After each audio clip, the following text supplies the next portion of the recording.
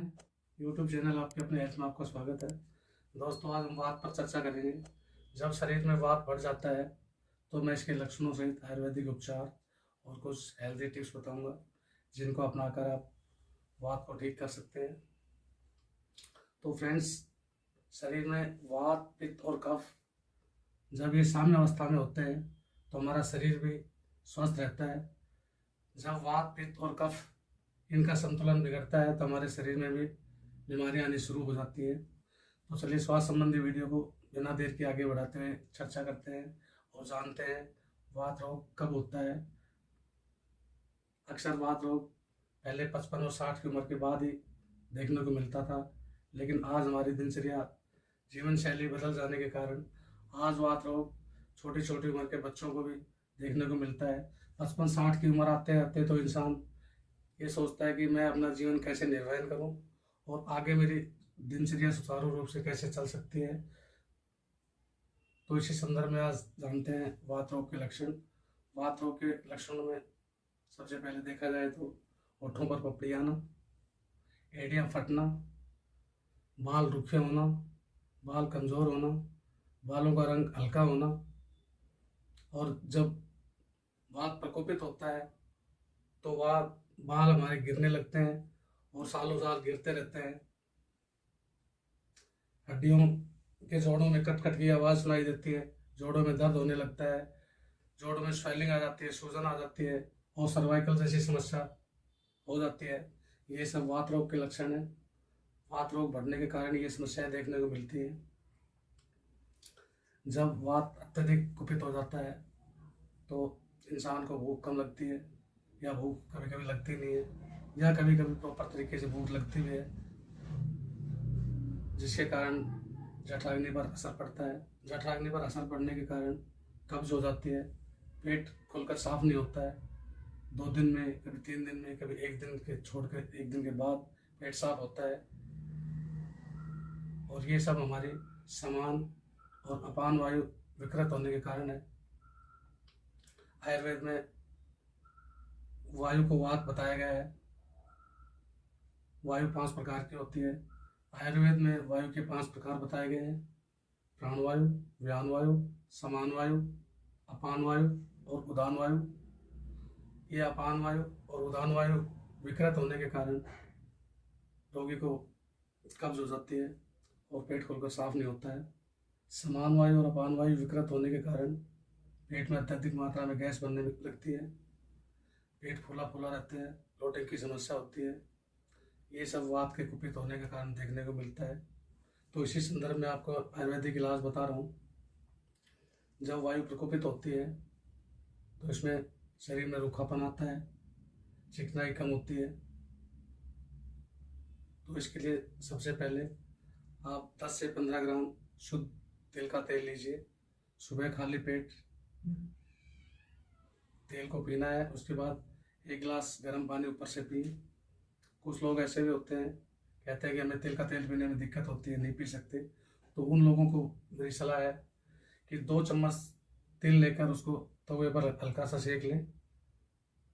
सेकने के बाद उनको खूब चबा चबा कर खाएँ और ऊपर से 1 गिलास गुनगुना पानी पिए। उसके बाद 1 घंटे बाद ही खाना खा सकते हैं। औषधि नंबर 2, देसी गाय का घी लें। 10 या 15 ग्राम की मात्रा में सुबह खाली पेट उसका सेवन करें और ऊपर से 1 गिलास गर्म पानी पिए और इसको नित्य सुबह खाली पेट यूज़ करना है। आपको मैंने 2 होम रेमेडी बताई हैं, आप इनमें से दोनों को एक साथ न करें, एक को एक बार में करें। और रोगी अपनी आवश्यकता अनुसार, अगर किसी को वात शुरुआती दौर में है तो 1 महीने करें, 1 महीने करके 10 दिन का बीच में अंतराल देकर फिर शुरू कर सकते हैं। अगर कोई रोगी वात रोग से ज़्यादा दिन से पीड़ित है, वात प्रकृति का होने के कारण काफ़ी परेशान है, तो वो लगातार इसको 3 महीने कंटिन्यू यूज़ करें। उसके बाद 15 दिन का रेस्ट दें। 15 दिन का रेस्ट देने के बाद इस क्रिया को, इस उपचार को फिर शुरू करें। अब बात करते हैं वात के रोगी को सुबह स्नान से पूर्व तिल के तेल से हल्के हाथों से थोड़ी मसाज करनी चाहिए। अगर किसी कारणवश तिल का तेल नहीं मिल पा रहा है तो आप सरसों का तेल से भी कर सकते हैं, वो भी चलेगा। पहले तिल के तेल से मसाज करके थोड़ी देर धूप में बैठिए।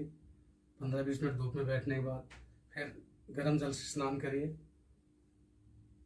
हाँ, एक चीज़ का इसमें ध्यान रखना है, जब तिल के तेल से आप मसाज करते हैं तो उसमें 1-2 पिंच कपूर का डाल लीजिए, और उस तेल से अगर आप मसाज करते हैं तो वो वात रोग में बड़ा बेनिफिशियल है।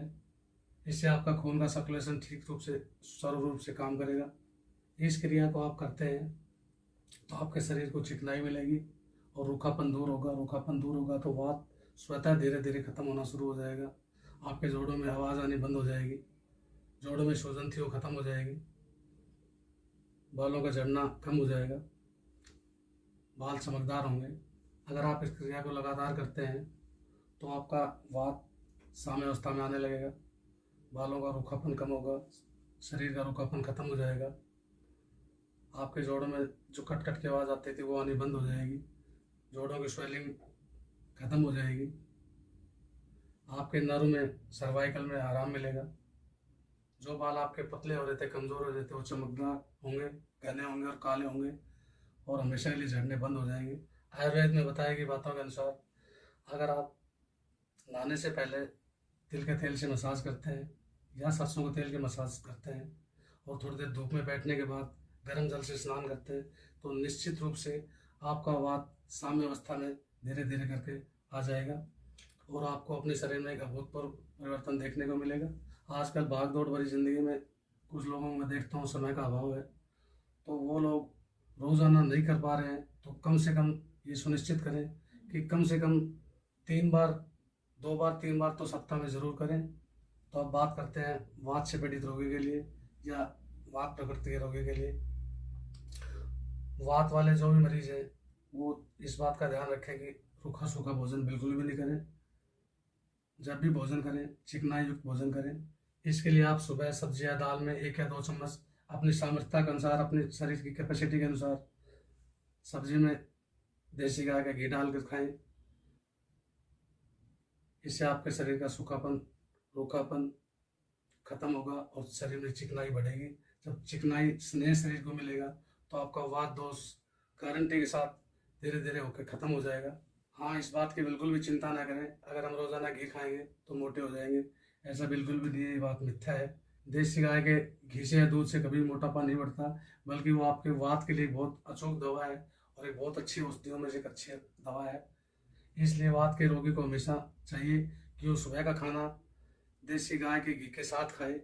अगर वात दोष से पीड़ित रोगी रूखा सूखा भोजन करता है तो निश्चित रूप से उसका वात बढ़ेगा और उपरोक्त बताई गई बातों में इजाफा होगा और वात कुपित हो सकता है। कुपित होने के कारण और कई प्रकार की समस्याएं देखने को मिलेंगी।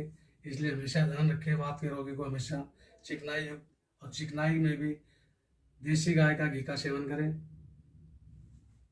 हाँ, ध्यान रखें शाम के टाइम थोड़ा कम घी लें, सुबह के टाइम थोड़ा ज़्यादा घी खाएंगे, घी लेंगे सब्जी के साथ या रोटी पर रख कर भी आप घी को खा सकते हैं। आपका वात तेज़ी से घटने लगेगा और बहुत जल्दी साम्य अवस्था में आ जाएगा। वैसे एक मेन बात बता दूं, इसमें गाय का देसी घी शुद्ध मिलना बड़ा मुश्किल है। आप गांव से, देहात से एकत्रित करके ला सकते हैं, वो आपको शुद्ध मिल सकता है। तो इसलिए वात रोगी को हमेशा सुबह के समय तो विशेषकर गाय का घी का सेवन करना चाहिए। रात को गाय के दूध का सेवन करें तो आपका वात बहुत तेज़ी के साथ कम होगा और धीरे धीरे बहुत जल्दी साम्य अवस्था में आ जाएगा।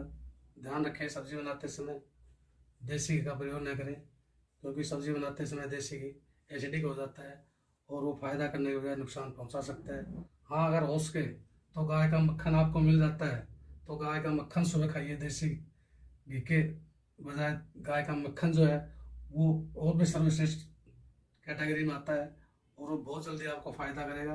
आपकी शरीर, पूरे शरीर को चिकनाई से भरपूर कर देगा और आपकी हड्डियों में चिकनाई आएगी। आपके बाल मजबूत होंगे, घने होंगे, चमकदार होंगे, गिरने से बंद होंगे। आशा करता हूँ मेरे द्वारा बताई गई बातें आपको पसंद आई होंगी। तो वीडियो को शेयर करें ताकि किसी ज़रूरतमंद की आप सहायता कर पाएँ और ज़्यादा से ज़्यादा लोगों को फ़ायदा मिल सके। अगर आपके मन में कोई जिज्ञासा है, कोई प्रश्न है तो कमेंट्स लिख भेजिए, मैं आपके प्रश्नों का सवाल का जवाब देने की पूरी कोशिश करूँगा।